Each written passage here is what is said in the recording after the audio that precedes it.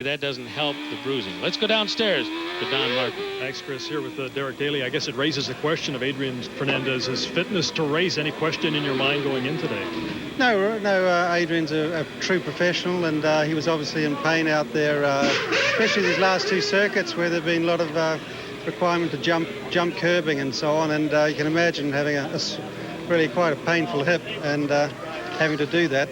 I think he soldiered on pretty well. So.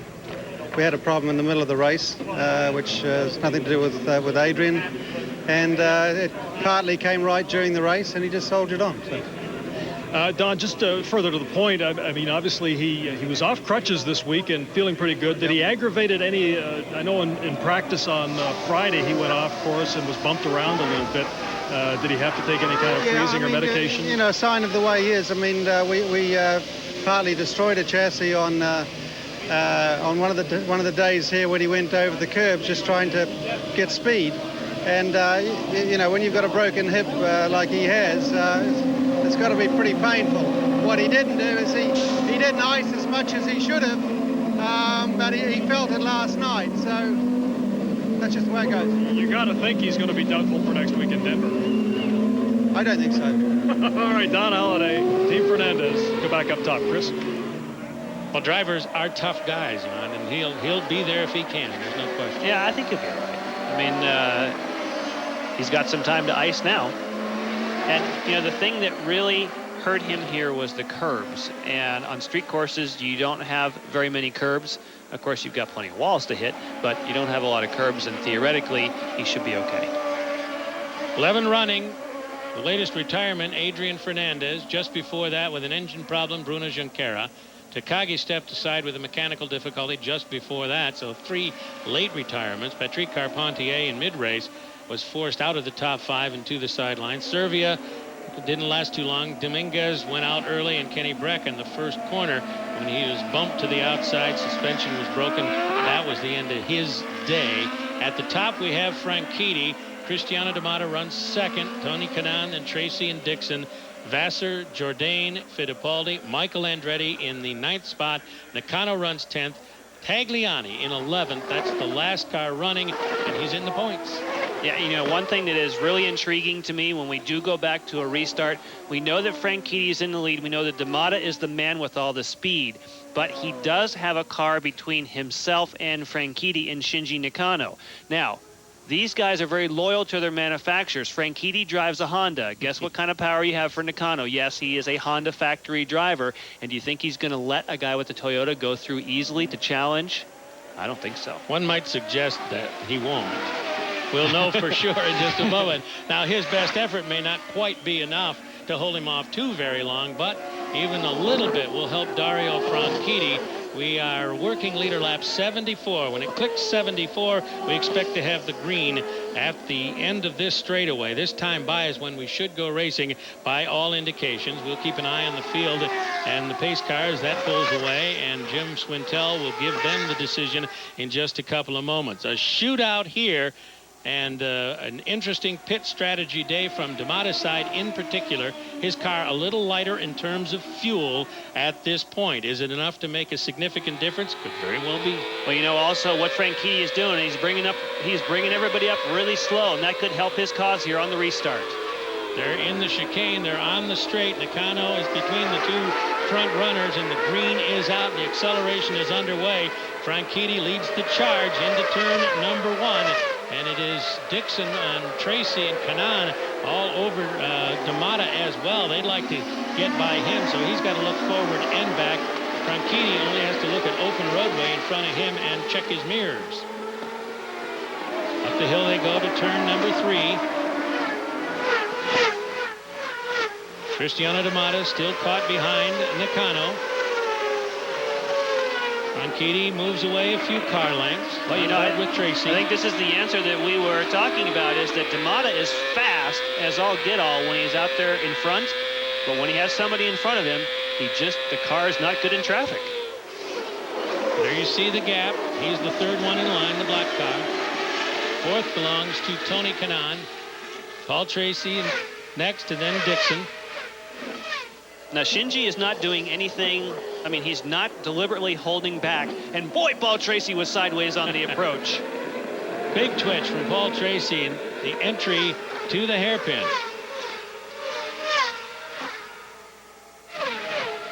Let's look at the space at the end of the straightaway. Does Dario Franchitti have even more advantage this trip? Oh! Shinji Nakano now is going to have to slow down because he shortcut the chicane. So if there was any indication that maybe Shinji Nakano was going to move out of the way, no way. He got into the chicane so late that he actually shortcut it. Now, of course, he has to slow down. Well, actually, that's kind of convenient. Oh, I have to slow down now and give up some gap. And conveniently, I'm slowing down Cristiano a little bit more. Well, from the start, when Franchitti beat D'Amata to the line by 9/10, it's now grown out to a second and a half that trip. So Franchitti made decent use of the traffic behind and the clear track ahead. 75 laps are done, 5 to go.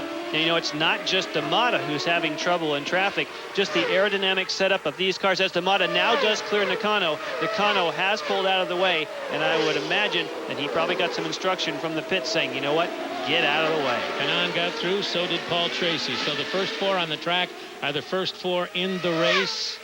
Let's check again. Yeah, the first 5 on the track are the first 5 in the race. Dixon cleared, so did Vassar. So Nakano giving ground to everyone. Yeah, and my guess is that Cart got on the horn and said, you are not on the leader lap. We want you out of there. If you don't, you're going to get a penalty. The team relayed the information. Again, I'm just speculating, and because he pulled out of the way in a hurry. But you know what? The damage is done. I mean, he didn't do anything wrong, in my opinion. He didn't deliberately block D'Amata, but D'Amata is really going to have to stand on the gas now to close this gap with 5 to go. He's got about a half a straightaway, does Dario Franchitti, as the gap grew out to, let's wait for it, 2.6. He got 1.2 seconds that lap, first to second. D'Amata lights up the right front as he breaks into Casino. Kanaan, Tracy, and Dixon funnel through in order, then Vassar. But Dario Franchitti with a 1:21.7, a very quick lap, the quickest of any of them, drew away from them all, including D'Amata. The lead is 2.6. 76 laps are done, less than 4 to go.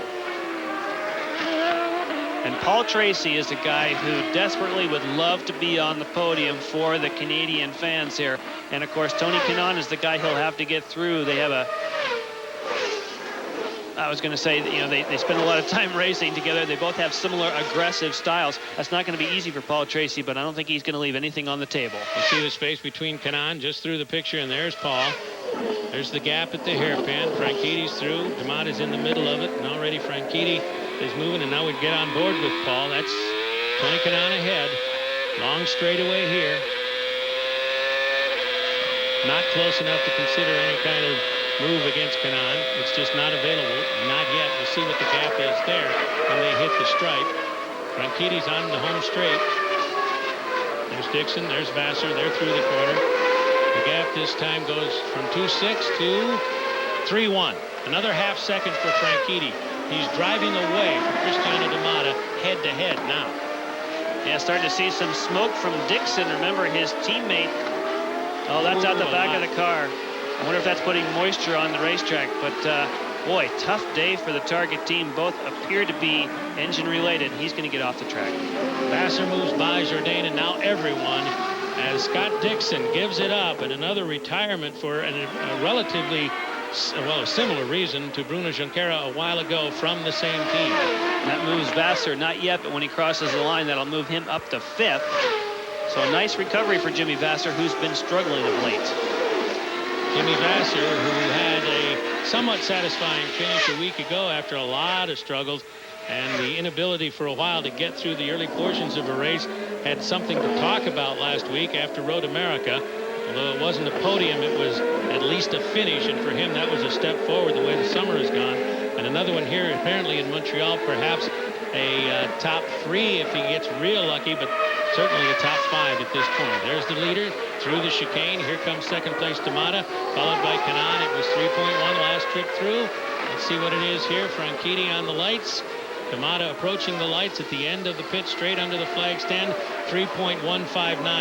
Relatively stable that trip. Franchitti gained just a little bit, but D'Amata didn't get any back, and that's important. Less than 2 to go.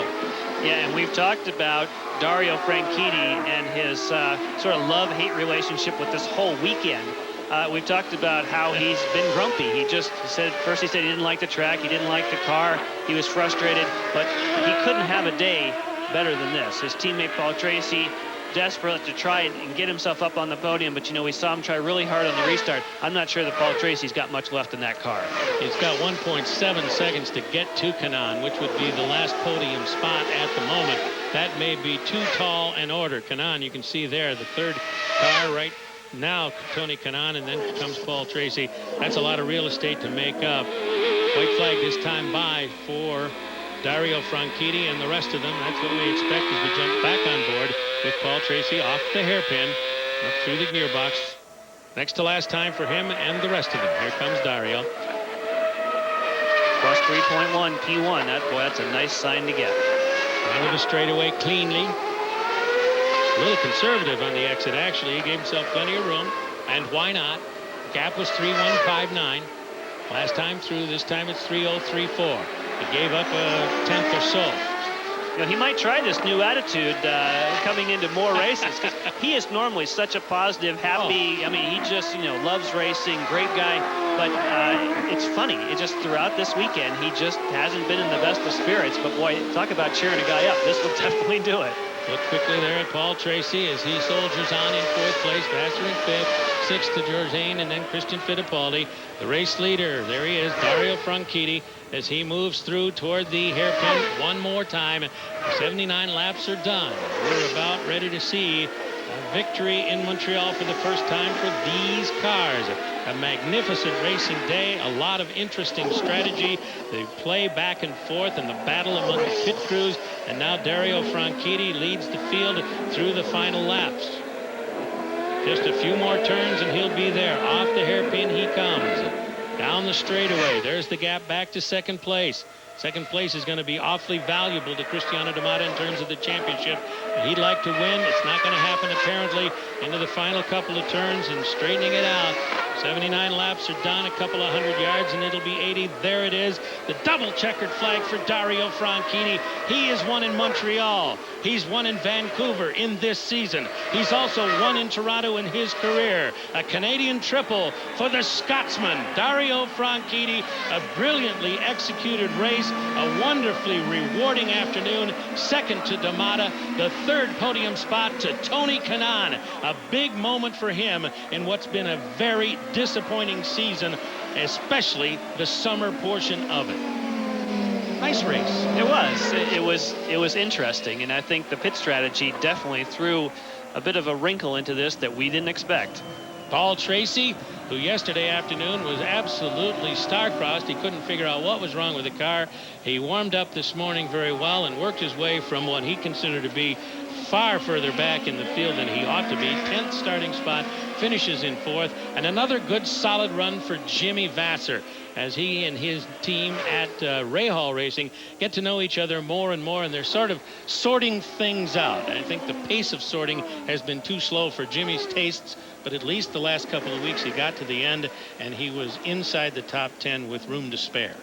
And they're doing it collectively because Michel Jourdain finished right behind him. So the two are working together. They enjoy each other. They share data. And it is nice to see him because certainly you would say that Jimmy Vassar and Michel Jourdain are deserving of the kind of positions. And boy, they have been struggling of late. It's great to see him back. Paul Tracy with some nice burnouts. Of course, he'd love to be on the podium, but he's still going to show off for the fans. Speaking of Michel Jourdain, sixth place for him unofficially. He is the only driver in this corps that has scored points in every event in the 2002 season. And when you consider where he had been in terms of points scoring finishes the first several years of his career, this year... Oh, they're asking for donuts. You can see the fans saying, yeah, we want donuts. And they're going to get them, I would think. Well, I thought we were going to get them. Is he setting up for them? Oh, he's egging them on. He's saying, come on. Come on. Ask me more. There it is. Just a burnout. That's spaghetti. Okay. No donuts Fair yet. enough. Fair enough. A joyous victory lap for Dario Franchitti as he pauses and does a little burnout in front of the huge crowd down at the hairpin. And there's so many. There's Paul Tracy waiting for his teammate to arrive in the pits. Paul has already parked his racer and gotten out. got to be somewhat satisfied with the day, certainly.